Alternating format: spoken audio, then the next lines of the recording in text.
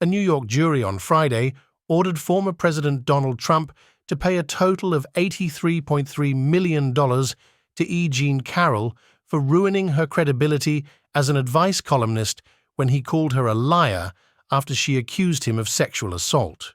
The jury awarded Carroll $65 million in punitive damages, $11 million for the damage to her reputation, and another $7.3 million.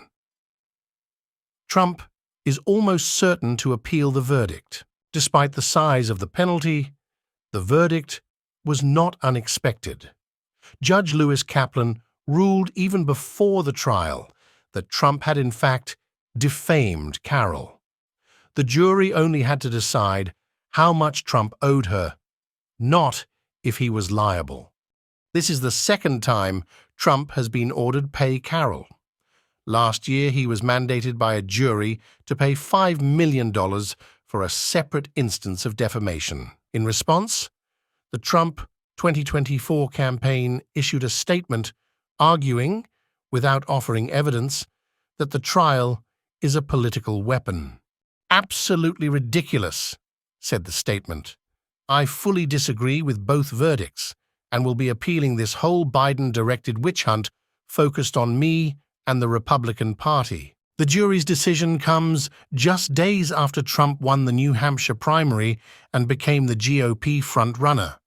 The case is one of several involving Trump, who is also awaiting a verdict in a civil trial that could result in him paying at least $250 million to New York State for his business practices, which have been deemed by a judge to be fraudulent. He could also be prohibited from doing business in the state where he made his name as a real estate mogul. In all, Trump faces 91 charges in federal and state trials, ranging from the ones in New York to those at the federal level related to the Jan. 6 Capitol riot.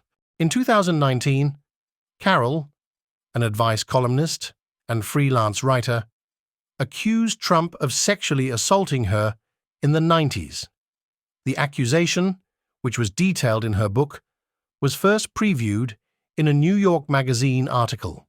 After the article's publication, Trump issued 2 statements in response to reporters, including one in which he outright denied her claim and said she was not my type.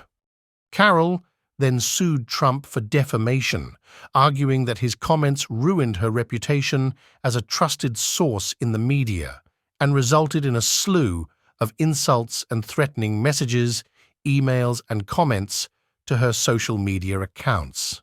At the time, Trump's Attorney General Bill Barr blocked the lawsuit, arguing Trump had made the comments in his official capacity as president.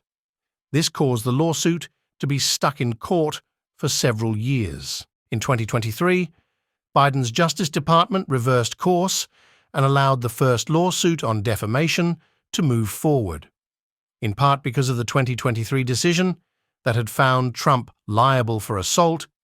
Judge Kaplan ruled that Trump had defamed Carroll in 2019 and that the former president was also liable.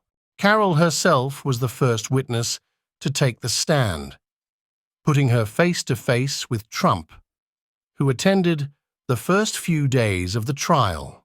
While she used to receive hundreds of emails asking for advice to her column email, she said, she now received fewer than 10 a month. Instead, she said, she received threats and insults. Carroll's lawyer showed the jury several social media posts, messages, and emails sent to Carroll in the following days after Trump's statements. "I sued to get my reputation back," Carroll said, but Trump's lawyer, Alina Habba, argued damages ought not be traced back to Trump himself. Habba also showed the jury several social media posts, but these were posted in the 5-hour gap between Carroll's allegations being published and Trump making the comments he is being sued over. Habba also focused on the praise and support Carroll received for her allegation and questioned the writer's motive for suing and for deleting threats sent to her email. After weeks of vowing to take the witness stand in his defense, Trump finally did so on Jan. 25. But it was short-lived, only a few minutes. In testimony, he said, 100% stood by his previous deposition. Asked by his lawyer if he ever instructed anyone to hurt Carroll, Trump said that he didn't and just wanted to defend himself, his family, and his presidency. Beyond his testimony, Trump was present for several days of the trial and was vocal about the case outside the courtroom. During the first day of testimony, he was reprimanded by Judge Kaplan for making comments during Carroll's time on the stand. Carroll's lawyers twice flagged that they could hear him and the jury might be able to as well. Kaplan warned Trump that his right to be present could be taken away. Trump also spoke out during campaign rallies in Iowa and New Hampshire, and to reporters in New York about his belief this trial is election interference, often reiterating claims similar to those he was being sued over.